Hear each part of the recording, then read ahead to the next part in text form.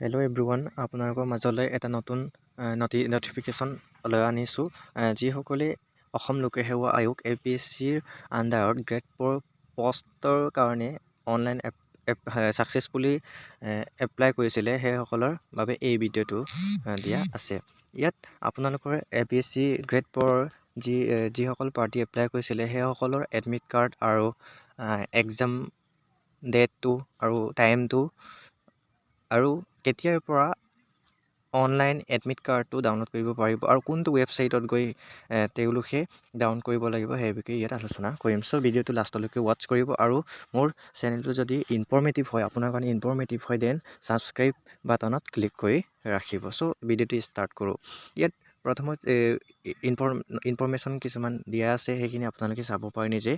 ইয়াত কোৱা হৈছে যে অসম লোকসেৱা আয়োগে বা APSCয়ে এক্সামটো সম্পূৰ্ণ OMR বেচিছত কণ্ডাক্ট কৰিব। আৰু ইয়াত মানে এক্সাম ডেটটো কেতিয়া আছে? 4 তাৰিখ 1 মাহ 2026।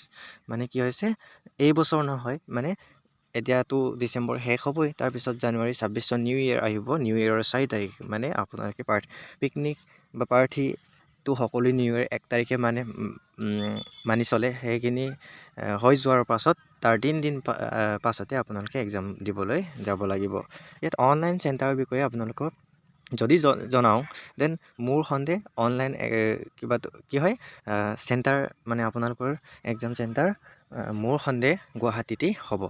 চ' আপোনালোকে পঢ়ক এতিয়া ভালদৰে। এতিয়া এক্সাম ডেটটো আছে 4 তাৰিখ 1 মাহ 2026, দেওবাৰে ছানডেত আছে। তাৰপিছত টাইমটো কেতিয়া আছে? টাইমটো 11 বজাৰ পৰা, মানে morning 11 AM to evening 1 PM। মানে কেইঘণ্টা হ'ব এক্সামটো প্ৰায় 2 ঘণ্টা আপোনালোকৰ হ'ব। আৰু ছাবজেক্ট ইয়াত দিয়া আছে জেনেৰেল ষ্টাডিজ। মানে জেনেৰেল ষ্টাডিজ সেইখিনি বাৰু চিলেবাছখিনি আপোনালোকৰ ওচৰত আছে চাগে। আৰু ইয়াত কোৱা আছে যে এইটো চাব, আপোনালোকে এইটো চাব।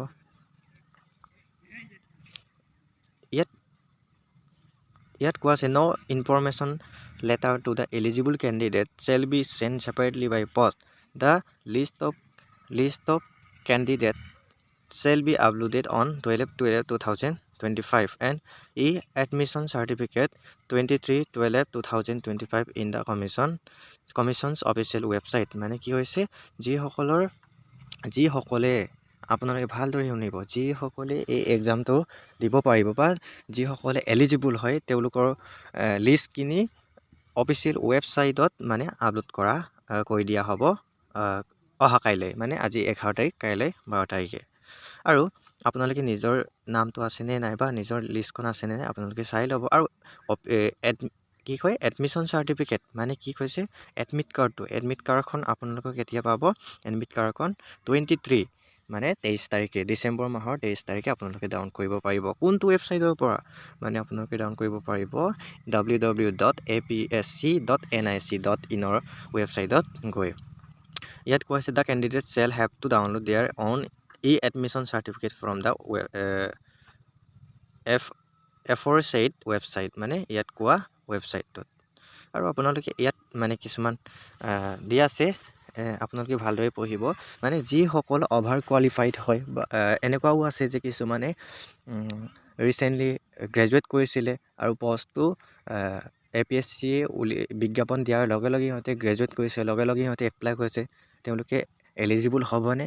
নিশ্চয় নহ'ব, যদিহে তেওঁলোকে এই বিজ্ঞাপনটো এপ্লাই কৰোঁতে বা দিয়াৰ আগতে গ্ৰেজুৱেট কৰিছে। আৰু যিসকলে এমপ্লয়মেণ্ট এক্সচেঞ্জ কাৰ্ডখন আপডেট কৰিছিলে, মানে গ্ৰেজুৱেট বুলি, তেওঁলোকে অভাৰ কোৱালিফাইড হয়। সেইকাৰণে APSC গ্ৰেড 4 মানে পষ্টৰ কাৰণে এলিজিবল নহ'ব। সিহঁতে এক্সামটো দিব পাৰিলেও পাছত এপইণ্টমেণ্ট লেটাৰ পোৱাত অসুবিধা হ'ব। চ' আপোনালোকে পৰাপক্ষত যিসকল অভাৰ কোৱালিফাইড সেইসকলে দিবলৈ নাযাব। মানে মই কিয় কৈছোঁ, আপোনালোকে যদি নিজেই জানে মই সেই পষ্টটোৰ এলিজিবল নহয়, মানে মোৰ কোৱালিফিকেশ্যন অভাৰ হয়, দেন আপোনালোকে নোযোৱাই ভাল। মানে আপোনালোকক কেঞ্চেল কৰাই দিবই চাগে। আৰু সেইখিনি কৈছে। আৰু PWBD কেণ্ডিডেটসকলৰ কাৰণে কি কৰিব লাগিব, কি আছে সেইখিনি। আৰু আপোনালোকে সেইখিনিয়ে আছিলে আজিৰ ভিডিঅ'টো। আৰু মোৰ কমেণ্ট ছেকশ্যন আপোনালোকে কমেণ্ট কৰি জনাবচোন, মানে APSC আণ্ডাৰত গ্ৰেড 4 এক্সাম কোনে দিব আৰু কৰ পৰা দিব, আৰু কিবা কিবি ইনকুৱাৰী থাকিলে আপোনালোকে মোক সুধিব পাৰে। চ' ভিডিঅ'টো এইটোৱে আছিলে। ছাবস্ক্ৰাইব কৰিব, ভালে থাকক সকলোৱে। Bye bye.